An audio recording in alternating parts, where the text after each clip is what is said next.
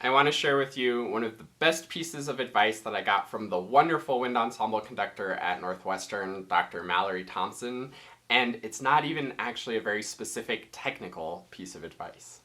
My name is Josh Gu, and after years of studying the clarinet with some of the best teachers from around the world, I am excited to be sharing my knowledge with you. So go to QuickStartClarinet.com or check the description on this video to see all of the wonderful resources I have to help you reach your clarinet dreams.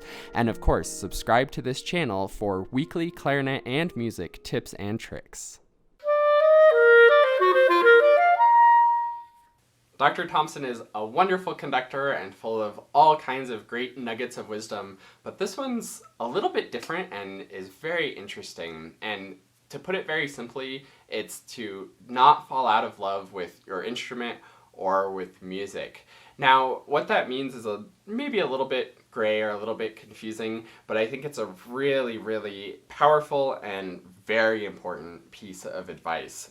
You see, what happens so much for us as we're playing and going through the journey is we start out as beginners and we fall in love with it. If we stick with it for any number of years, it's because we love doing music. We love that opportunity to go in there and make the instrument, make these sounds, and make the music come to life off the page, because ink on the page is not music. It's just a representation of what music could be. It takes us playing the music and turning that ink on the page into sound through our instruments or our voice to actually make music happen. And if you're watching this video and if you've been playing for any number of years, you certainly have fallen in love with that process of playing your instrument and making music happen.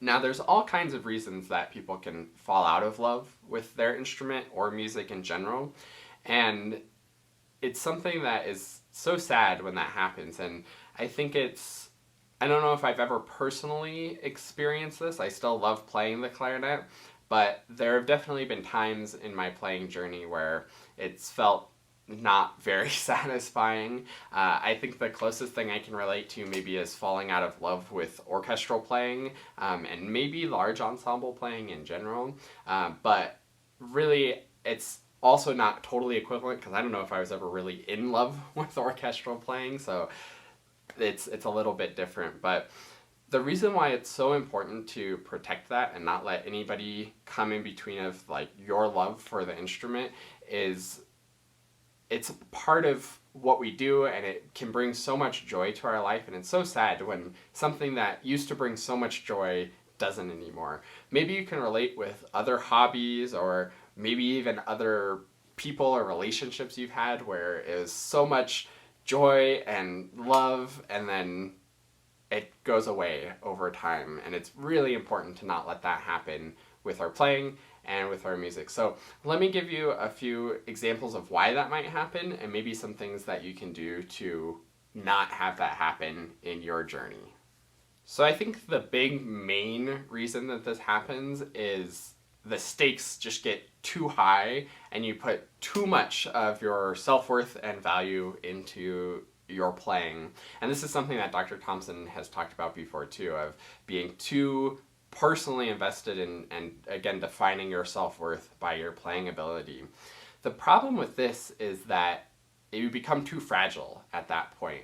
If your whole identity is playing the clarinet, and then somebody maybe even doesn't say you're bad at playing the clarinet, but just says there's some things that could be better about your clarinet playing, then it makes you as a person feel kind of worthless, and that can be a really bad space to be in. And when you get that feeling, that can turn into animosity, maybe towards the person who said it, but also maybe towards the instrument itself too, where you're like, oh, why can't I get this clarinet to work or this instrument to work? And then you start to hate it because it seemed like the clarinet's failing or the instrument's failing was your failing because they're too connected or the stakes are too high. Another way that this can happen where the stakes get too high, and maybe this was a little bit of me with orchestral playing, was I felt like I needed to win an audition and get a job as an orchestral player, and that my whole career success was defined on me being a great orchestral player.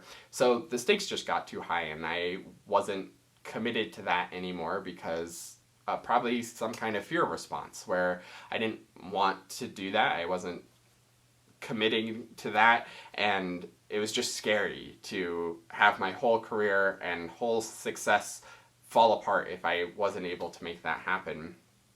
Luckily, it translated just into sort of that side of playing rather than all of playing, which I'm really thankful for. And I will say that something that helped me to get over that is just letting it go. I don't feel any pressure to play in an orchestra now.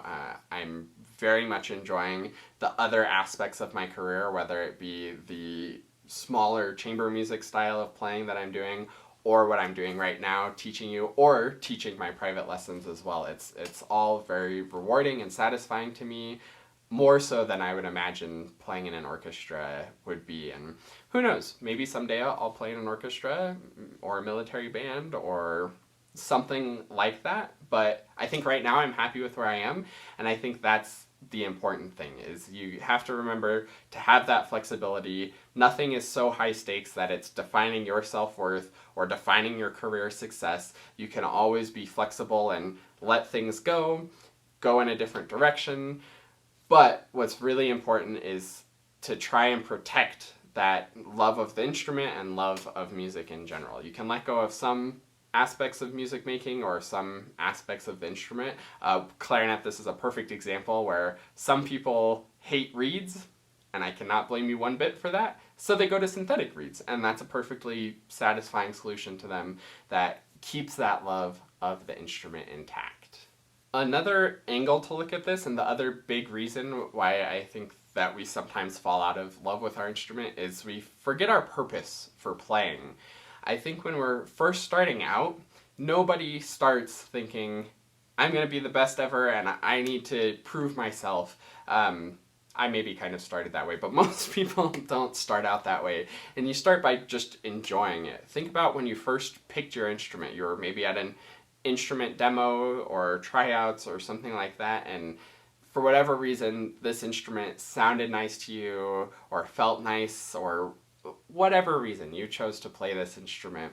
And I think if you can remember back to that sort of innocent interest in it and let go of all of the baggage that comes after that, like actually having to make it sound good, practicing, reads, all of that other baggage that can come up, all of the things that people have told you, and go back to that more pure and innocent reason for why you want to play.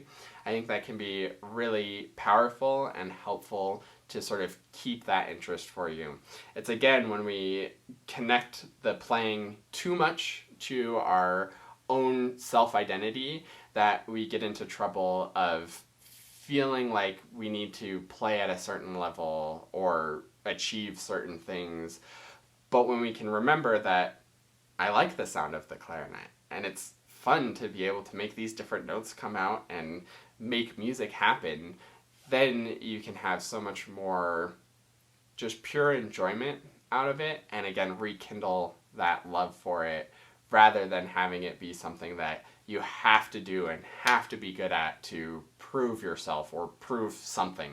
So looking at both of those things, I think the best piece of advice is to just keep that curiosity. Remember the sort of magic of making music and making the instrument sound, and don't let the stakes get too high. It's just music that we're making. Nobody's gonna die. That was another piece of advice from Dr. Thompson. It's not life or death. You're just making music. You're here to enjoy yourself, especially I think most of you watching this, you're not trying to earn a living. You're not in a place where you have to perform well or you're not going to be able to feed yourself or feed your family. So this is just something that we do for fun. You don't have to be perfect at it. Your self-worth is not dependent on your ability to play any instrument or make any level or quality of music. This is just for fun and something that you enjoy doing, and the moment that you aren't enjoying it anymore is kind of sad and something that we don't want to have happen. So really protect that. Don't forget why you enjoy doing what you're doing. Don't let the stakes get too high, and keep loving your instrument, loving yourself separately, loving music separately and enjoying what you do. So thanks for watching. I know this is a little bit more abstract, but hopefully it was interesting to you, and I look forward to seeing you in another video.